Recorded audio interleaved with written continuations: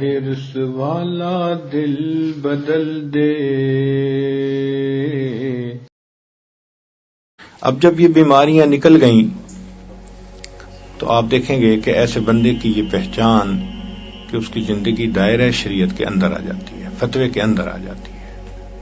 وہ پھر کوئی کام ایسا نہیں کرتا جو خلاف شرع ہو، کیونکہ خلاف شرع تو کرتا ہے یا شہوت کی وجہ سے یا غصے کی وجہ سے یا حسد حرص کی وجہ سے، وہ چیزیں تو نکل گئیں.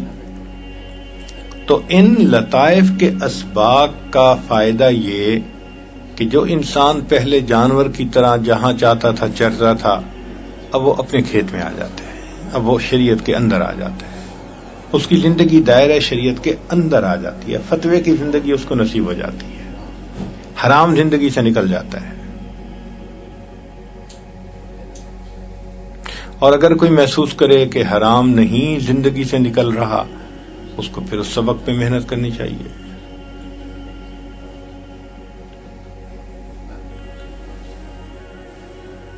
پھر ان 5 لطائف پہ سبق کرنے سے جب زندگی شریعت کے اندر آ گئی تو اب ذکر کا برکت یہ ہے کہ ذکر سے ذات کی محبت نصیب ہوتی ہے.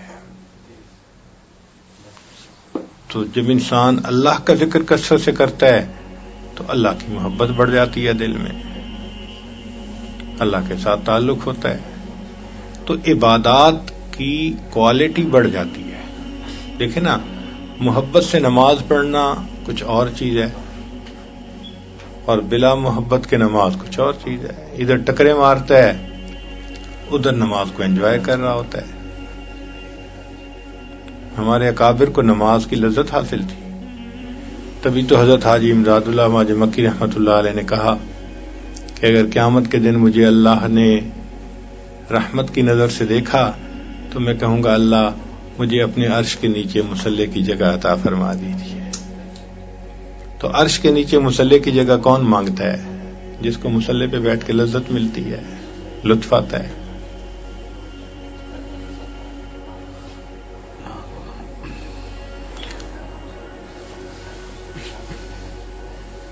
تو 5 اسباق کے کرنے سے 5 بیماریاں ختم ہو جاتی ہیں، زندگی دائرہ شریعت کے اندر آ جاتی ہے، اور انسان کے دل میں اللہ کی محبت میں اضافہ، ایک وارمنس پیدا ہو جاتی ہے.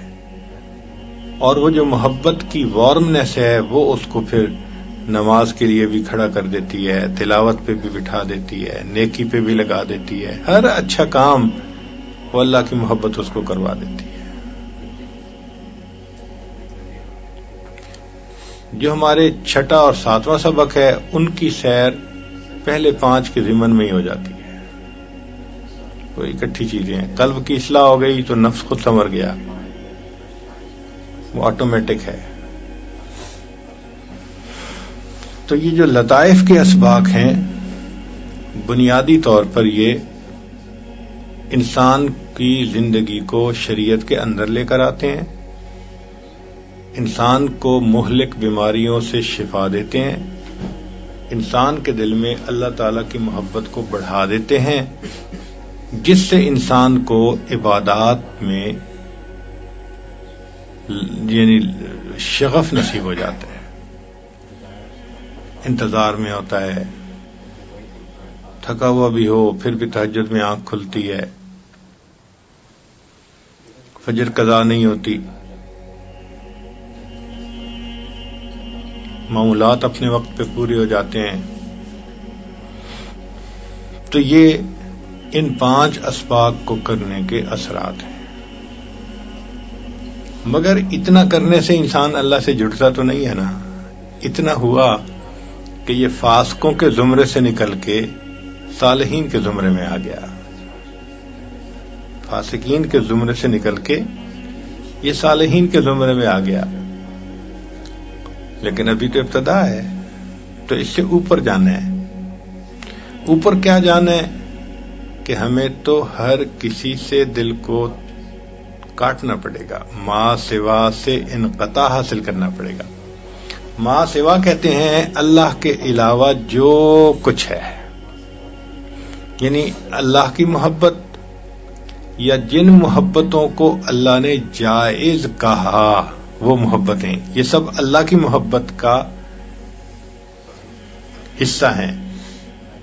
اس کی سٹیم جو ہے، تنا، وہ اللہ کی محبت ہے، اور اس کی جو شاخیں ہیں وہ ماشاءاللہ والدین کی محبت، بیوی کی محبت، بچوں کی محبت، بہن بھائی کی محبت، مسلمان، وہ سب محبتیں جو شریعت نے جائز کہی ہیں، یہ شاخیں ہیں اس کی، مگر بنیاد ان سب کی ایک ہی ہے، اور وہ بنیاد ہے اللہ کی محبت.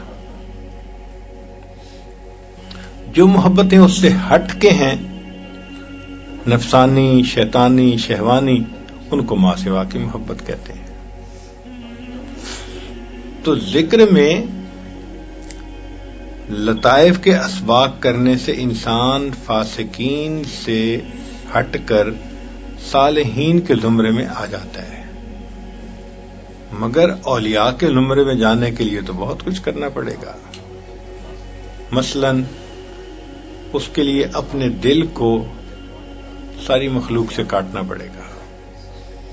اس کو کہتے ہیں ما سوا سے انقطاع حاصل کرنا، اس کو کہتے ہیں تبتل حاصل کرنا. وہ تبتل تو نہیں ملتا نا، اگرچہ یہ شریعت کے دائرے کے اندر رہ رہا ہے، مگر دل میں پھر بھی خواہشات ہیں، گو وہ خواہشات شریعت کے اندر ہوتی ہیں.